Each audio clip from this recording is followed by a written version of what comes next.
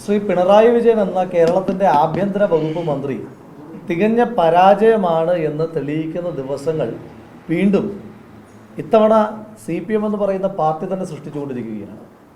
കണ്ണൂരിലെ CPMൻ്റെ കൊലപാതകത്തിന് നേതൃത്വം കൊടുക്കുന്ന ഗുണ്ടകൾ നാട്ടിലിറങ്ങി അക്രമം അഴിച്ചുവിടുമ്പോൾ അതിനെതിരായിട്ട് ഏതെങ്കിലും തരത്തിൽ നിയമപരമായി പ്രതികരിക്കുവാൻ കഴിയാതെ ഈ സാധാരണഗതിയിൽ അതിർത്തിയിലൊക്കെയുള്ള തീവ്രവാദികളെ കാണുമ്പോൾ നിയമപാലകർ വെടിവെച്ചിടുകയാണ് ചെയ്യുന്നത്. എന്നാൽ കേരളത്തിനകത്തെ ഏറ്റവും വലിയ തീവ്രവാദ സംഘടനയായ CPMൻ്റെ ഗുണ്ടകൾ തെരുവിൽ അക്രമം അഴിച്ചുവിടുമ്പോൾ അവർക്ക് എസ്കോർട്ട് പോകുന്ന പണിയാണ് കേരളത്തിനകത്തെ ശ്രീ പിണറായി വിജയൻ്റെ നേതൃത്വത്തിലുള്ള നിയമപാലകർ ചെയ്തുകൊണ്ടിരിക്കുന്നത്. ഇവിടെ വളരെ കൃത്യമായി അക്രമം അഴിച്ചുവിട്ട് നാടിൻ്റെ സമാധാനാന്തരീക്ഷത്തെ തകർക്കുവാൻ, ഭരണപരാജയത്തെ ഈ തരത്തിൽ മറ്റു വിഷയങ്ങളൊന്നും ചർച്ച ചെയ്യപ്പെടാതെ ഇങ്ങനെ വയലൻസിലൂടെ ഈ ചർച്ചയായിക്കോട്ടെ, കാരണം ഇത് CPMൻ്റെ കാലാകാലങ്ങളായി CPM അക്രമ രാഷ്ട്രീയം നടത്തുന്നു എന്നുള്ളൊരു ലെജിറ്റിമസി അവർക്ക് കിട്ടിയിട്ടുണ്ട്. അപ്പോൾ അവർക്കൊരു സേഫർ സൈഡ് മറ്റ് പരാജയങ്ങൾ, സർക്കാരിൻ്റെ പരാജയങ്ങൾ, ഇപ്പോൾ നിരവധിയായിട്ടുള്ള വിഷയങ്ങളുണ്ട്. നെൽ സംഭരണവുമായി ബന്ധപ്പെട്ട വിഷയം, വിലക്കയറ്റവുമായി ബന്ധപ്പെട്ട വിഷയം, അവശ്യ സാധനങ്ങൾ ലഭിക്കാത്ത വിഷയം, മെഡിക്കൽ കോളേജുകളിൽ ഉണ്ടാകുന്ന നിരന്തരമായ വീഴ്ചകളുടെ പേരിലുള്ള കൊലപാതകങ്ങൾ, ഇത്തരത്തിലുള്ള വിഷയങ്ങളെല്ലാം മറയ്ക്കുവാൻ വേണ്ടി ബോധപൂർവമായി അക്രമം അഴിച്ചുവിടുക എന്ന കൊട്ടേഷൻ പണിയെടുത്തിട്ടുള്ള ഹാബിച്വൽ ഒഫൻഡേഴ്സ്, ക്രിമിനൽസ്, അവർ കണ്ണൂരിൽ അക്രമം അഴിച്ചുവിടുന്നതിൻ്റെ വാർത്തകളും കാഴ്ചകളുമാണ് നമ്മൾ കണ്ടുകൊണ്ടിരിക്കുന്നത്. ഇപ്പോൾ ഇന്നലെ തളിപ്പറമ്പിലുള്ള യൂത്ത് കോൺഗ്രസിൻ്റെ ഭാരവാഹി ഇർഷാദ് രാത്രിയാകുമ്പോൾ ഇർഷാദിൻ്റെ വീട്ടിൽ പ്രായമായ ഉമ്മയും ഉപ്പയുമുള്ള സമയത്ത് ആ വീട് അടിച്ചു തകർക്കുകയാണ്. അയാളുടെ വീടിൻ്റെ മുന്നിൽ പാർക്ക് ചെയ്തിരിക്കുന്ന വാഹനം അടിച്ചു തകർക്കുകയാണ്. അവിടെ അക്രമം അഴിച്ചു വിടുകയാണ്. ഇന്നലെ CPMൻ്റെ ഒരു ജില്ലാ സെക്രട്ടേറിയറ്റ് മെമ്പർ, അയാളുടെ നേതൃത്വത്തിലാണ് ഈ തരത്തിലുള്ള എല്ലാവിധമായ അക്രമങ്ങൾ നടത്തിക്കൊണ്ടിരിക്കുന്നത്. പല സ്ഥലങ്ങളിലായി അക്രമം അഴിച്ചു വിടുവാൻ വേണ്ടി പാനൂര്, കല്യാശ്ശേരിയിൽ, പിലാത്തറയിൽ, കണ്ണൂരടക്കം അക്രമം അഴിച്ചു വിടുവാൻ വേണ്ടി നേതൃത്വം കൊടുക്കുന്നത് ഈ CPMൻ്റെ ജില്ലാ സെക്രട്ടേറിയറ്റ് മെമ്പറാണ്. അയാൾ ഇന്നലെ പ്രസംഗിച്ചത് എന്താ നിങ്ങൾ ശ്രദ്ധിക്കണ്ടേ? അയാൾ ഇന്നലെ പ്രസംഗിക്കുകയാണ്, സനീഷിൻ്റെ വീട്ടിലെ അടുക്കളയിൽ കൊണ്ടുവന്ന് ഗാന്ധിയുടെ സ്തൂപം സ്ഥാപിച്ചാലും അത് ഞങ്ങൾ തകർക്കും. അപ്പോൾ സനീഷിൻ്റെ വീടിൻ്റെ മുന്നിലെ ഗാന്ധി സ്തൂപം തകർത്തത് തൊട്ടാണല്ലോ ഈ വിഷയങ്ങൾ ഉണ്ടാകുന്നത്. അപ്പോൾ ആ ഗാന്ധി സ്തൂപം തകർത്തത് ഞങ്ങളല്ല എന്ന് CPM ഒരു വശത്ത് ആ ഡിഫൻസ് കൊണ്ടുവരുന്ന സമയത്താണ് CPMൻ്റെ ജില്ലാ സെക്രട്ടേറിയറ്റ് മെമ്പറും അവരുടെ കൊട്ടേഷൻ ഗ്യാങ്ങുകൾക്ക് നേതൃത്വം കൊടുക്കുന്ന വ്യക്തി അയാൾ വന്നിട്ട് പറയുകയാണ്, ഗാന്ധിയുടെ പ്രതിമ അടുക്കളയിൽ കൊണ്ടുവച്ചാലും ഞങ്ങൾ തകർക്കും. സംഘപരിവാറിന്റെ ശബ്ദമായിട്ട് CPM കേരളത്തിൽ മാറിക്കൊണ്ടിരിക്കുകയല്ലേ? നാണമില്ലേ? ഉളുപ്പുണ്ടോ ഇവർക്ക് ഇങ്ങനെ സംഘപരിവാറിന്റെ ഗാന്ധി വിരുദ്ധത ഇങ്ങനെ ഏറ്റെടുക്കാൻ? എന്നിട്ട് അയാൾ പറയുന്നത് എന്താ, മലപ്പട്ടത്ത് ഗാന്ധിയുടെ ഒരു പ്രതിമ സ്ഥാപിച്ചിട്ട് CPMൻ്റെ രാഷ്ട്രീയത്തെ അവസാനിപ്പിക്കാമെന്ന് നിങ്ങൾ വിചാരിക്കേണ്ട. നിങ്ങളെല്ലാവരും പ്രസംഗം കേട്ടതല്ലേ? അതായത് ഗാന്ധിയുടെ പ്രതിമ സ്ഥാപിച്ചാൽ തകരുന്നതാണ് CPMൻ്റെ രാഷ്ട്രീയമെന്ന് അവർ തന്നെ പറയുകയല്ലേ. അപ്പൊ ഗാന്ധി വിരുദ്ധരാണ് എന്ന് അവർ തന്നെ സ്ഥാപിച്ചുകൊണ്ടിരിക്കുകയാണ്. അപ്പൊ ഈ തരത്തിൽ നമ്മുടെ നാടിൻ്റെ ക്രമസമാധാന നിലയെ ആകെ തകർത്ത് ഇപ്പം എന്താ കണ്ണൂരിൽ സംഭവിച്ചുകൊണ്ടിരിക്കുന്നത്? കണ്ണൂരിൽ ഇന്നലെ അവിടുത്തെ assembly youth Congress committee president അടക്കമുള്ള ആളുകളുടെ ചിത്രം സമൂഹ മാധ്യമത്തിൽ പങ്കുവെച്ച് പുഷ്പചക്രം സമർപ്പിക്കും എന്ന് പറഞ്ഞിട്ട്, റീത്ത് സമർപ്പിക്കും എന്ന് പറഞ്ഞിട്ട് പ്രചരിപ്പിക്കുകയാണ് സോഷ്യൽ മീഡിയയിലൂടെ. ഇതിനു മുൻപ് നമ്മളിത് എപ്പോഴാണ് കണ്ടത്? അരിയിൽ ഷുക്കൂർ കൊല്ലപ്പെടുന്നതിന് തൊട്ട് മുമ്പ് ഷുക്കൂറിൻ്റെ ചിത്രം ഇത്തരത്തിൽ സമൂഹ മാധ്യമങ്ങളിലൂടെ പ്രചരിപ്പിച്ചിരുന്നു. സമൂഹ മാധ്യമങ്ങളിലൂടെ ഷുക്കൂറിൻ്റെ ചിത്രം പ്രചരിപ്പിച്ചതിന് ശേഷം പിന്നീട് നമ്മൾ കാണുന്ന ആ ചെറുപ്പക്കാരനെ കൊല്ലുന്നതാണ്. അപ്പോൾ ബോധപൂർവമായി നാട്ടിലെ ഭരണവീഴ്ചയെ മറയ്ക്കുവാൻ വേണ്ടി ഒരു രക്തസാക്ഷിയെ ഉണ്ടാക്കുവാൻ വേണ്ടിയിട്ട് ഉള്ള ബോധപൂർവമായ ശ്രമമാണ് CPM ഇവിടെ ചെയ്തുകൊണ്ടിരിക്കുന്നത്. ആ CPM നടത്തുന്ന ശ്രമങ്ങളെ ഒന്ന് പ്രതിരോധിക്കുവാൻ പോലും ശ്രമിക്കാതെ അതിന് വേണ്ടുന്ന പരിരക്ഷയും സെക്യൂരിറ്റി പണിയുമാണ് കേരള പോലീസ് ചെയ്തുകൊണ്ടിരിക്കുന്നത്.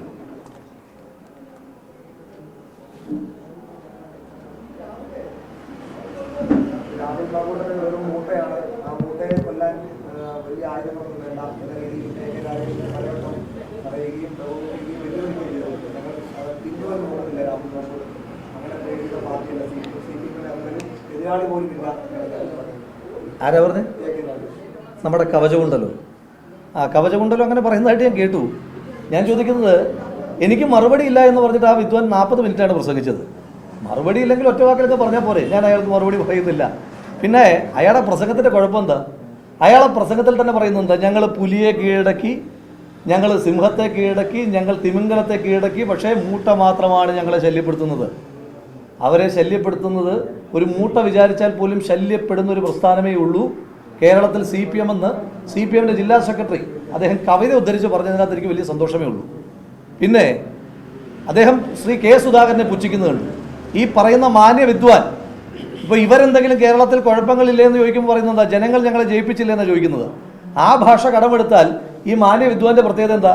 ആ ശ്രീ K. സുധാകരനോട് ദയനീയമായി കണ്ണൂരിൽ പരാജയപ്പെട്ട ആളല്ലേ ഈ പറയുന്ന കവച കുണ്ടലം. അപ്പോൾ അദ്ദേഹം ഇന്നലെ വന്നിട്ട് പിന്നെ അദ്ദേഹം എന്തൊക്കെയാണ് പറഞ്ഞത്?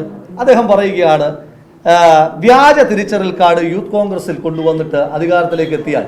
ഞാൻ ചോദിച്ചോട്ടെ എൻ്റെ പൊന്നു ചങ്ങാതി, 3 കൊല്ലക്കാലം കേരളത്തിൻ്റെ ആഭ്യന്തര വകുപ്പ് മന്ത്രി മുഖ്യമന്ത്രിയായിരുന്ന ആളുടെ ഓഫീസിലിരുന്ന് ആ മുഖ്യമന്ത്രിയുടെ പൊളിറ്റിക്കൽ സെക്രട്ടറി ആയിട്ടിരുന്ന ആളല്ലേ? ആ കാലഘട്ടത്തിലല്ലേ 1.5 വർഷക്കാലമായിട്ട് ഈ കേസ് അന്വേഷിച്ചുകൊണ്ടിരിക്കുന്നത്. ഇയാൾക്ക് ഇത്രയും കൺവിൻസിംഗ് ആയിട്ടുള്ളതാണ് എങ്കിൽ ആ പോലീസിനോടൊന്ന് പറഞ്ഞിട്ട് എന്നെ ഒന്ന് അറസ്റ്റ് ചെയ്യാൻ പാടില്ലായിരുന്നു. കഴിഞ്ഞിട്ടില്ലല്ലോ. അപ്പോൾ അതുകൊണ്ട് അവരുടെ സർക്കാർ തന്നെ പരാജയപ്പെട്ട ഒരു വിഷയത്തിനകത്ത് വന്നിട്ട് ഇങ്ങനെ കിടന്ന് കരഞ്ഞിട്ട് എന്താ കാര്യം? പിന്നെ മറുപടി ഇല്ല എന്ന് പറഞ്ഞിട്ട് പൊതുയോഗം നടത്തുന്നത് ഞാൻ എൻ്റെ ജീവിതത്തിൽ ആദ്യമായിട്ട് കാണുക. മറുപടി ഇല്ല എങ്കിൽ മലപ്പട്ടത്ത് മാറ്റങ്ങൾ ഉണ്ടാവുക. എന്താ മലപ്പട്ടത്തിൻ്റെ പ്രത്യേകത? പാർട്ടി ഗ്രാമങ്ങളെ പറ്റി ഇന്നലെ ഊക്കം കൊള്ളുന്നത് കണ്ടല്ലോ. എങ്ങനെയാണ് പാർട്ടി ഗ്രാമങ്ങൾ ഉണ്ടാകുന്നത്? എന്താ പാർട്ടി ഗ്രാമങ്ങളുടെ പ്രത്യേകത? അവിടുത്തെ സാധാരണ മനുഷ്യന്മാരുടെ, ഞാൻ ആ പദയാത്രയുമായി കടന്നു വരുമ്പോൾ ആ വഴിയിൽ അത്രയും മനുഷ്യന്മാരുമായി സംബന്ധിച്ചിട്ടാണ് ഞാൻ കടന്നു വരുന്നത്. ആ ആളുകൾ, അവിടെ താമസിക്കുന്ന ആളുകൾ, അവർ ഈ പാർട്ടിയും കൊണ്ട് പൊറുതിമുട്ടിയിരിക്കുകയാണ്. തെരഞ്ഞെടുപ്പിൽ വോട്ട് ചെയ്യാനുള്ള സ്വാതന്ത്ര്യം പോലും ഇല്ലെന്നേ. നമ്മളിപ്പോൾ വേറൊരു പ്രദേശത്തിരുന്നിട്ട് സംസാരിക്കുന്ന പോലെയല്ല പാർട്ടി ഗ്രാമങ്ങളുടെ അവസ്ഥ. ഭീകരമാണ്. പാർട്ടി ഗ്രാമങ്ങൾ എന്ന് പറഞ്ഞാൽ താലിബാൻ സ്റ്റേറ്റ് പോലെയാണ് ഇവരുണ്ടാക്കുന്നത്. താലിബാന്റെ പ്രത്യേകത എന്താ? സ്വാതന്ത്ര്യം നിഷേധിക്കുക. പാർട്ടി ഗ്രാമങ്ങൾ എന്ന് പറയുന്നത് ഇത്തരത്തിൽ സ്വാതന്ത്ര്യം നിഷേധിക്കലാണ്. ആ പാർട്ടി ഗ്രാമങ്ങളിൽ അവിടെ കഴിയുന്ന ആളുകൾക്ക് മറ്റൊരു രാഷ്ട്രീയ ചോയ്സ് ഉണ്ടോ? അവിടെ മത്സരിക്കാൻ അനുവദിച്ചിട്ടുണ്ടോ ഇതുവരെ CPM? ആദ്യമായി കഴിഞ്ഞ തവണ മത്സരിച്ചപ്പോൾ എന്തുണ്ടായത്? പ്രതിപക്ഷ മെമ്പർമാരുണ്ടായില്ലേ? സ്ത്രീകളുടെ വോട്ട് പുരുഷന്മാർ ചെയ്യുന്ന സ്ഥലമല്ലേ മലപ്പട്ടം? ആ രീതിയിൽ ബൂത്തുപിടുത്തം നടത്തുന്നതിൻ്റെ പരാതികളും വാർത്തകളും വരുന്ന സ്ഥലമല്ലേ? ഇവർക്ക് ധൈര്യം ഉണ്ടെങ്കിൽ ജനാധിപത്യപരമായി അക്രമമൊന്നുമില്ല. ഇപ്പം നമ്മൾ ഒരു സ്ഥലം നമുക്ക് സ്വാധീനമുള്ള സ്ഥലമാണെന്ന് പറയുന്നത് എങ്ങനെയാണ്? ജനാധിപത്യപരമായി തെരഞ്ഞെടുപ്പ് നടത്തിയിട്ട് അക്രമം അഴിച്ചുകൂടാതെ തെരഞ്ഞെടുപ്പ് നടത്തിയിട്ട് വന്നു നിന്നിട്ട് പറയട്ടെ, ഈ ഹുങ്ക് പറയട്ടെ, ഇത് ഞങ്ങളുടെ പ്രദേശമാണെന്ന് പറയട്ടെ. അങ്ങനെ ജനാധിപത്യപരമായി തെരഞ്ഞെടുപ്പ് നടന്നാൽ CPM അവിടെ കെട്ടിവെച്ച കാശ് പോലും കിട്ടാത്ത പാർട്ടിയായി മാറും. ജനങ്ങൾ അത്രമാത്രം പൊറുതിമുട്ടിയിട്ടുണ്ട്. പിന്നെ ഈ അഹങ്കാരമൊന്നും അധികം വേണ്ട. CPMൻ്റെ ജില്ലാ സെക്രട്ടറിയോട് പറയുന്നത് അങ്ങനെ പാർട്ടി ഗ്രാമം എന്നുള്ള അഹങ്കാരമൊന്നും അധികം പറയണ്ട. ഇതിനേക്കാൾ അഹങ്കരിച്ച മണ്ണുണ്ട് ബംഗാളിൽ. മറ്റൊരു പാർട്ടി സൂര്യൻ ഉദിക്കണമെങ്കിൽ കമ്മ്യൂണിസ്റ്റ് പാർട്ടിയുടെ അനുവാദം വേണമെന്ന് CPMൻ്റെ സംസ്ഥാന സെക്രട്ടറി ആയിരുന്ന ബിപിൻ ബോസ് പറഞ്ഞിരുന്ന സ്ഥലമാണ് ബംഗാൾ. എന്താ ഇപ്പോൾ അവസ്ഥ? സൂര്യൻ ഉദിക്കണമെങ്കിൽ, സൂര്യൻ്റെ വെളിച്ചം കയറണമെങ്കിൽ കമ്മ്യൂണിസ്റ്റ് പാർട്ടിയുടെ അനുവാദം വേണമെന്ന് പറയുന്ന സ്ഥലത്ത് സൂര്യപ്രകാശത്ത് ഇറങ്ങി നടക്കാൻ ആ പാർട്ടിയിൽപ്പെട്ട ഒരുത്തിന് കഴിയുന്നുണ്ടാ? ജനങ്ങൾ കൈവെക്കും. അതേ സാഹചര്യം തന്നെ കേരളത്തിൽ ഇവർ പറയുന്ന പാർട്ടി ഗ്രാമങ്ങളുണ്ടാകും. ഇവരുടെ ദേഹത്ത് ആദ്യമായി കൈവെക്കുന്നത് സാധാരണ ജനങ്ങളായിരിക്കും. രാഷ്ട്രീയ കോൺഗ്രസ് ആയതുകൊണ്ടോ മറ്റേതെങ്കിലും പാർട്ടി ആയതുകൊണ്ടോ അല്ല, കോൺഗ്രസ് ആയതുകൊണ്ടോ ലീഗ് ആയതുകൊണ്ടല്ല ജനങ്ങൾ കൈവെക്കാൻ പോകുന്നത്. ജനങ്ങൾ കൈവെക്കാൻ പോകുന്നത് അവരുടെ ഒരു CPM വിരുദ്ധതയുടെ പേരിൽ ബംഗാളിൽ എങ്ങനെയാണോ ഓടി നടന്ന് പകൽ വെളിച്ചത്തിൽ ഇവന്മാർ ജനങ്ങളുടെ തല്ലുകൊണ്ട് കാട്ടിലേക്ക് ഓടുന്നത്, ആ അവസ്ഥ ഒരു 8 മാസം കൂടെ കഴിഞ്ഞാൽ ഈ നാട്ടിൽ ഉണ്ടാകാൻ പോവുകയാണ്. ഇപ്പോൾ ഭരണത്തിൻ്റെ പേരുള്ള തോന്നിയാസല്ലേ ഇപ്പോൾ കാണിക്കുന്നത്. CPMൻ്റെ ജില്ലാ സെക്രട്ടറി എന്താ പറഞ്ഞത്? അയാളൊരു പക്വതയുള്ള രാഷ്ട്രീയക്കാരനാകണ്ടേ? അയാൾ ഇന്നലെ എന്നെ പക്വത പഠിപ്പിച്ചല്ലോ. നിങ്ങളുടെ എല്ലാ മാധ്യമ സ്ഥാപനങ്ങളുടെയും പ്രതിനിധികൾ അവിടെ ഉണ്ടായിരുന്നു. ഞാൻ പലകുറി എഴുന്നേറ്റ് നിന്നിട്ട് എന്താ പ്രസംഗിച്ചത്? ഞാൻ പലകുറി പറഞ്ഞത് എന്താ? നിങ്ങൾ വിഷ്വൽ ബൈറ്റുകൾ എടുത്ത് നോക്കൂ. ഞാൻ പലകുറി പറഞ്ഞത് എന്താ? ഞാൻ പറഞ്ഞത് CPM ബോധപൂർവമായി ഇവിടെ പ്രസംഗം ഉണ്ടാകരുത് എന്ന് നിർബന്ധ ബുദ്ധിയുള്ളത് കൊണ്ട് CPM അക്രമം അഴിച്ചുവിടുകയാണ്. ആ അക്രമം അഴിച്ചുവിടുന്നതിൽ നമ്മൾ പ്രകോപിതരാകാൻ പാടില്ല. നമ്മൾ പിന്മാറണം. ഞങ്ങളെ കയറി അടിക്കുന്നതെങ്കിൽ ഞാൻ എങ്ങനെയാണോ പറയുക? ഞാനെന്താ പറയുന്നത്? CPM ഉണ്ടാക്കുന്ന പ്രകോപനത്തിൽ നിങ്ങൾ വീണു പോകരുത്. പ്രവർത്തകരെ, സഹപ്രവർത്തകരെ, നിങ്ങൾ തിരിച്ചു വരൂ. എത്ര തവണ ഞാൻ പറഞ്ഞു? എന്നിട്ട് എന്നെ പക്വത പഠിപ്പിച്ച ഈ CPMൻ്റെ ജില്ലാ സെക്രട്ടറി അയാളെന്താ ഇന്നലെ പറഞ്ഞത്? പുഷ്പചക്രം വെക്കുമെന്ന്. എന്നിട്ട് ഞങ്ങളുടെ ക്ഷമയിലാണ് നിങ്ങൾ സംഘടനാ പ്രവർത്തനം. ഇവന്മാരുടെ വിചാരം എന്താ? CPMകാരുടെ ഔദാര്യത്തിലാണോ ഞങ്ങളൊക്കെ സംഘടനാ പ്രവർത്തനം നടത്തുന്നത്? ആരെയും മരി മരട്ടുന്നത്? CPMൻ്റെ ജില്ലാ സെക്രട്ടറി ഇന്നലെ പറഞ്ഞല്ലോ ഇനിയും വന്ന പുഷ്പചക്രം വെക്കുമെന്ന്. ഞാൻ ഇനിയും വരും കണ്ണൂരിൽ. അങ്ങനെ പുഷ്പചക്രം വെക്കാൻ ആംബിയർ ഉണ്ടെങ്കിൽ വെക്കട്ടെ എൻ്റെ നെഞ്ചത്ത്. ജനിച്ചാൽ എന്നായാലും മരിക്കണം. അത് പാർട്ടിക്ക് വേണ്ടി, പ്രസ്ഥാനത്തിന് വേണ്ടിയിട്ടാണ് മരിക്കുന്നെങ്കിൽ എനിക്ക് സന്തോഷമേ ഉള്ളൂ, അഭിമാനമേ ഉള്ളൂ. KK രാഗേഷ് പുഷ്പചക്രമായിട്ട് വരട്ടെ. ഒരു പക്വതയുള്ള രാഷ്ട്രീയ നേതാവിൻ്റെ വർത്താനാണോ പുഷ്പചക്രം വെക്കുമെന്ന് പറയുന്നത്? എന്നിട്ട് യുവജനക്ഷേമ ബോർഡിന്റെ സെക്രട്ടറി കൂടിയായ, യുവജനക്ഷേമ ബോർഡിന്റെ കോർഡിനേറ്റർ കൂടിയായ ഡിവൈഎഫ്ഐയുടെ ജില്ലാ സെക്രട്ടറി, അയാളുടെ പോസ്റ്റ് എന്താ? പുഷ്പചക്രം സംസ്കരീകരിച്ച പദമാണ്. റീത്താണ് യഥാർത്ഥ വാക്ക്. റീത്ത് വെക്കുമെന്ന് പറഞ്ഞിട്ട് ഞങ്ങളുടെ അസംബ്ലി പ്രസിഡന്റ് പടം വെച്ചിരിക്കുക. അയാളാണോ യുവജനക്ഷേമം നടത്തുന്നത്? ചെറുപ്പക്കാരുടെ നെഞ്ചത്ത് റീത്ത് വയ്ക്കലാണോ യുവജനക്ഷേമം? അപ്പോൾ അതുകൊണ്ട് അങ്ങനെ റീത്തെന്നും അല്ലെങ്കിൽ പുഷ്പചക്രം എന്നൊന്നും പറഞ്ഞിട്ട് മിരട്ടാൻ കെ രാഗേഷ് അടക്കമുള്ള ആരും വരണ്ട. ഞങ്ങൾ ആരും നിങ്ങളുടെ ആരുടെ ഔദാര്യത്തിലല്ല ഇവിടെ സംഘടനാ പ്രവർത്തനം നടത്തുന്നത്. ഞങ്ങൾക്ക് ജനങ്ങളുടെ ഔദാര്യമുണ്ട്, ജനങ്ങളുടെ മാൻഡേറ്റ് ഉണ്ട്. ആ മാൻഡേറ്റിൽ തന്നെയാണ് ഞങ്ങൾ പ്രവർത്തിക്കുന്നത്.